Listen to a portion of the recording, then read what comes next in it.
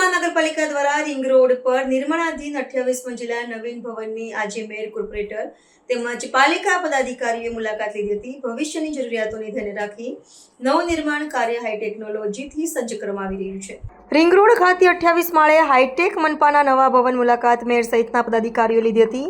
મુગલીસરા ખાતે હાલ કાર્યરત મનપાની કચેરી ખાતે સતત વધી રહેલા ટ્રાફિકનો દબાણ અને પાર્કિંગ સહિતની અનેક સમસ્યાઓને કારણે નવા ભવનની આવશ્યકતા અનુભવી હતી, જેથી મનપાએ નક્કી કર્યા મુજબ રિંગ રોડ ખાતે નવા ભવનનું નિર્માણ શરૂ કરાયું હતું. નવું ભવન માત્ર ઊંચાઈમાં જ નહીં પરંતુ સુવિધાઓમાં પણ અત્યાધુનિક બની રહ્યું છે. અહીં શહેરીજનો માટે તમામ ઝોનની સેવાઓ આસાનીથી મળી રહેશે.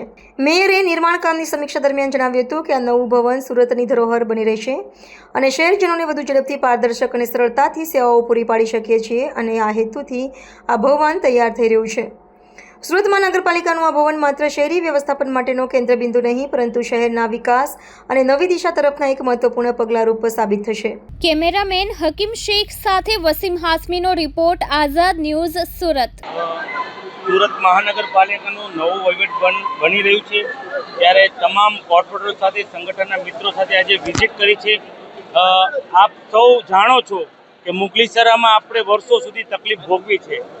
તેના ભાગરૂપે આદરણીય વડાપ્રધાન શ્રીના નેતૃત્વમાં ગુજરાતના મુખ્યમંત્રી ભૂપેન્દ્રભાઈ પટેલ સાહેબ અને કેન્દ્રના જળશક્તિ મંત્રી CR પાટીલ સાહેબના માર્ગદર્શનમાં આ બિલ્ડિંગ બની રહ્યું છે. મને ગર્વ એટલે થાય છે કે વિશ્વમાં કોઈ મહાનગરપાલિકાની બિલ્ડિંગ 28 માળની નથી. વિશ્વમાં કોઈ મહાનગરપાલિકાની બિલ્ડિંગ 28 માળ નથી. એ સુરત મહાનગરપાલિકાની બિલ્ડિંગ બનવા જઈ રહી છે. હું તમને વાત કરું, શહેરીજનોની તમામ સર્વિસ સુવિધાઓ એક જ જગ્યાએ મળી શકે એટલે રોજના શહેરીજનો મુગલીસરા જાય, પછી અઠવાલાઇન્સની કચેરીએ જાય તો એને 400-500 રૂપિયા ખર્ચો થઈ જતો હોય. આ તો એક જ જગ્યાએ એને બધી સુવિધા મળી જવાની છે. કદાચ એશિયામાં આ પહેલી મહાનગરપાલિકા એવી હશે જે વહીવટ પણ બની રહ્યું છે. એ તમામ શહેરીજનો એક જ જગ્યાએ આવી પોતાના બધા કામ પતાવી શકશે. આવનાર સમયમાં આ બિલ્ડિંગના હિસાબે આપણે આઇડોલ બનીશું.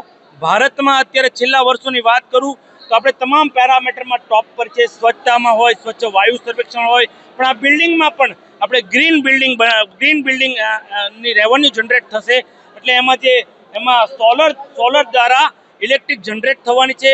એમાં પણ એના હિસાબે રિન્યુએબલ એનર્જીના માધ્યમથી આ બિલ્ડિંગ ચાલશે. અત્યારે આપણે જે હોલ જોઈ રહ્યા છે, અત્યારે મુગલીસરામાં તો તમે લોકો આવો છો, તેનો હોલ પણ જોયો છે. એના કરતાં વિશાળ હોલ છે. પત્રકારો માટે વ્યવસ્થા બેઠક કરવામાં આવી છે. પ્રેક્ષક ગેલેરી પણ બહુ સારી બનાવવામાં આવી છે. એટલે આ બિલ્ડિંગ આપણું ભારતનું તો આઇડોલ બનવા જશે પણ એશિયામાં પણ આઇડોલ બનવા જઈ રહ્યું છે. સુરતની તમામ હેડક્વાર્ટર્સ, સુરતના જેટલા સર્વિસ છે, આધાર કાર્ડ હોય, આયુષ્માન કાર્ડ હોય, તમામ અહીંયા કાઢવામાં આવશે. બીજી એક વાત કરું કે મિની સચિવાલય એટલે ગાંધીનગરના જે કામ છે એ કામ પણ એ બીજું બિલ્ડિંગ 28 માળનું બની રહ્યું છે. તેમાં ગાંધીનગરના તમામ સર્વિસ પણ અહીંયા આવવાની છે. એટલે એના હિસાબે અમુક કામ માટે ગાંધીનગર નહીં જવું પડે. એ કામ આ જ કચેરીમાં થઈ જશે. સુરત માટે સોનામાં સુગંધ છે એવું હું કહી શકું. સુરત મહાનગરપાલિકાના વહીવટ ભવનની આજે વિઝિટ ઉપર કોર્પોરેટરો, અમારા વોર્ડના પ્રમુખો, મહામંત્રીઓ અને સંગઠનના મિત્રો આજે આવી રહ્યા છે.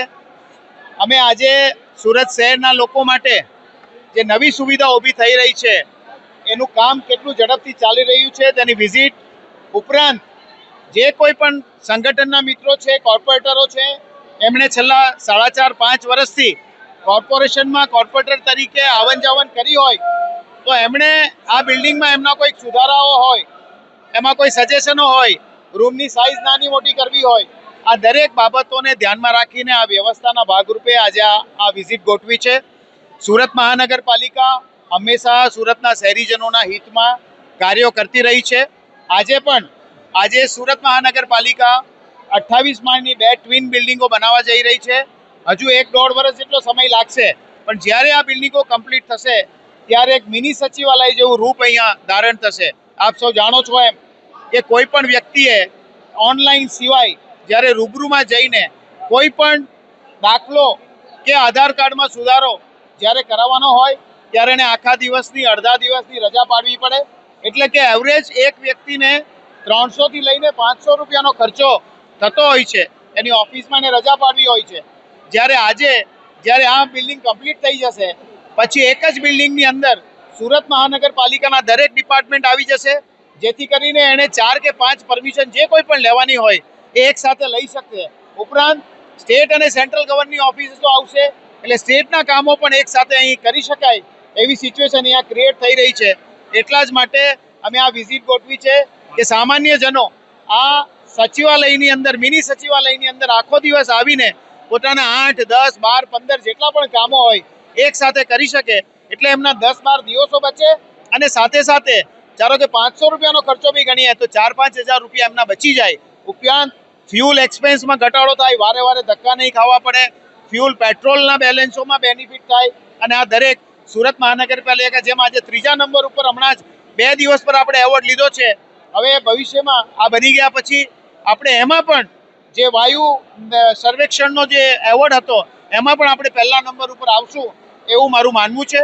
અને આ જ કારણસર આ ગ્રીન બિલ્ડિંગ કોન્સેપ્ટ ઉપર બન્યું છે.